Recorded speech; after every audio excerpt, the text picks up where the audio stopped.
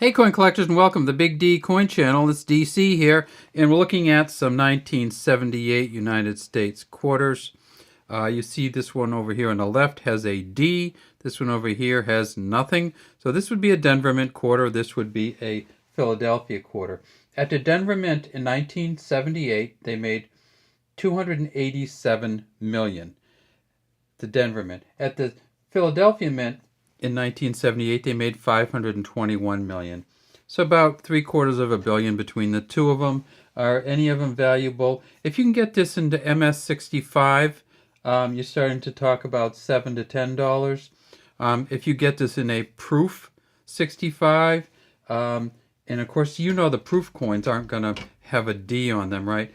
The proof set versions are going to be the ones from the San Francisco Mint, like this one here. They're going to have an S on them. Oddly enough, the proof set version for this particular coin is worth about $2.75. It turns out that there's plenty of them out there. And you go, well, why would there be plenty of them out there if they come in a proof set? Well, that's because it was the last year of the Eisenhower half, and so a lot of the proof sets were broken up so that people could get the Eisenhower halves out of them. The other thing about the Eisenhower halves in 1978, of course, was that they'd gone away from silver. Until 1978, there was a silver-clad version of the coin. In 1978, there was not. So in 1978, they made the San Francisco Mint set, and you can see the S there, and they made 3.127 million of them. But they're a little easier to get because people break up the proof sets to sell them. So let's take a look at some of those 78 just regular mint. Now look at this. This is what I wanted to show you about this particular Ike. It's not from a proof set. It's just a regular one. And this one looks pretty good because they didn't get that much use. This is a big coin to carry around. I mean, we think the quarters are kind of big sometimes, but this is the difference between the quarter and the Eisenhower dollar. Kind of makes you understand why they wanted to go to a smaller dollar with Susan B. Anthony, because these things weigh a ton. Well, they don't quite weigh a ton, but they weigh a lot. So when you start looking at them, you start saying, okay, well, I don't know if I want to carry a bunch of those around. I'd rather carry the paper dollars in my wallet. 22.68 grams here, 5.67 here. So this is actually one of the times when the dollar is equal to the same weight as the quarter. So 4 quarters equals about the same as an Eisenhower dollar. The mint marks are the same exact mint marks on both of the coins. So when they go to put the mint mark on, they use the same exact mint mark tool to put them on. So you see that the D in here is the same size as the D in there. Same size as the 1979 Susan B. Anthony Denver Mint coin. And so when you look at these Eisenhower dollars, they're really small. When you see it on the quarter, you know just where it is, and it goes kind of behind. It's easy to see. It's a copper nickel clad copper. You can see the copper on the inside. There's 119 of these reeds that go around the outside, but these ones have been mostly worn off.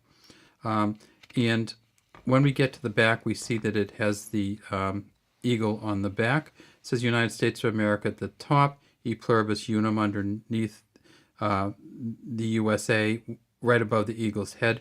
This actually is better than you see for most of these coins. When they get worn, you often can't see the eye or the beak here. On this one, you can actually see the ribbon that holds the shape of arrows that the eagle has in his claws. So you see the claws. Then you see a ribbon. This is the feather end, of course. This is the business end of the arrow, as they call it. And then down here, we have an olive wreath. And then way down here, it says $quarter. So they made them at Denver, they made them at Philly, and they made them at the San Francisco Mint. I want to show you what the back of the San Francisco Mint one looks like. So you can see this is actually buffed differently. So if you do want to buy one of these and it's separated out, and you can find one for a couple dollars, say $3 or $4, I would buy it. But it's going to have this kind of gloss on it and this kind of shine. Because it's only worth $3 to $4, it's probably not worth taking to PCGS or NGC to get it graded, and so that's another reason why it doesn't have a huge value. We look at the back, and on these ones you can actually see the feathers. See how the feathers come down? Actually, there's leg feathers that you can see coming down through here. You can see the tail feathers, the inside of the tail. You can see the eye. You can see a little bit of a on top of its head, I don't know what you call it, crest, I guess you might call it there.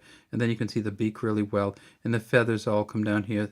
So if you get one of these in mint state 65 or 67 condition, if you get one of these ones here, it'll have some of these same details, but it won't be buffed the same. So if you're looking for these, I'd say try to get the San Francisco Mint version for a couple bucks. If you're going to collect these particular coins, you need to get it in a really, really high level coin, and you can still get them for, $7 to $10 in an MS 65, sometimes a little bit less if you buy them as a set. All right, well, that's all we have today from Big D Coin Channel. We'd love to have you subscribe to Big D Coins and leave any comments you might have in the comments section.